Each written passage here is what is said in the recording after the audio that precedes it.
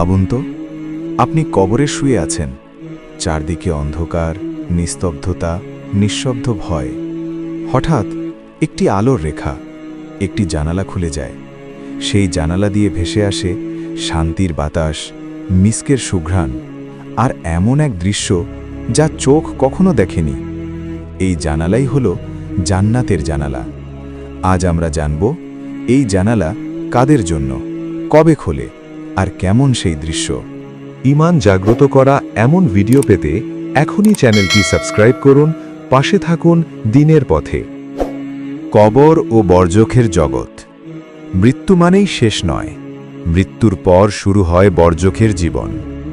নবী সাল্লাল্লাহু আলাইহি ওয়াসাল্লাম বলেছেন, কবর হল আখিরাতের প্রথম ধাপ। এই কবরেই নির্ধারিত হয় আমাদের ভবিষ্যৎ শান্তি অথবা অনন্ত আফসোস। নেক বান্দার জন্য কবর হয় জান্নাতের বাগানসমূহের একটি বাগান, আর গুনাহগারের জন্য জাহান্নামের গর্ত। জান্নাতের জানালা কি? হাদিসে এসেছে, নেক মুমিন যখন কবরে প্রবেশ করে তার কবর প্রশস্ত করে দেওয়া হয়, একটি জানালা খুলে দেওয়া হয়। সেই জানালা জান্নাতের দিকে।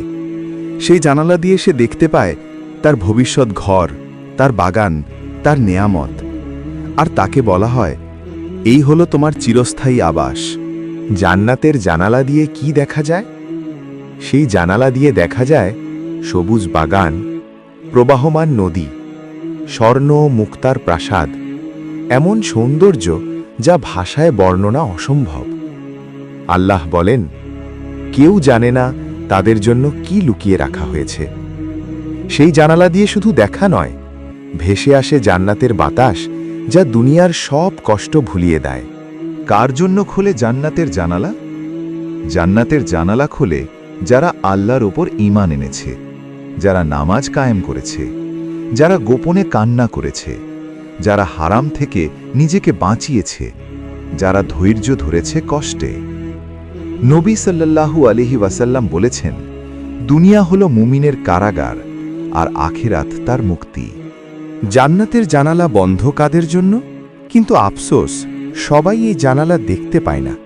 যারা নামাজ ছেড়ে দিয়েছে, অহংকার করেছে, গুনাহকে তুচ্ছ ভেবেছে, তাওবা করেনি, তাদের জন্য খোলে ভিন্ন এক জানালা, জাহান্নামের দিকে।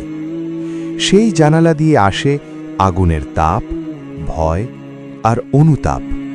আমরা কিভাবে জান্নাতের জানালা পেতে পারি?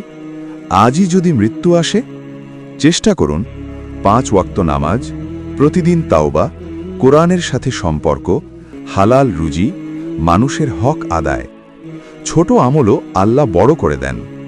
এক ফোঁটা চোখের পানি জান্নাতের জানালা খুলে দিতে পারে। হে আল্লাহ, আমাদের কবরকে আলোকিত করুন, আমাদের জন্য খুলে দিন জান্নাতের জানালা। যেদিন আমরা একা হব, সেদিন যেন এই জানালা আমাদের সঙ্গী হয়। আমিন।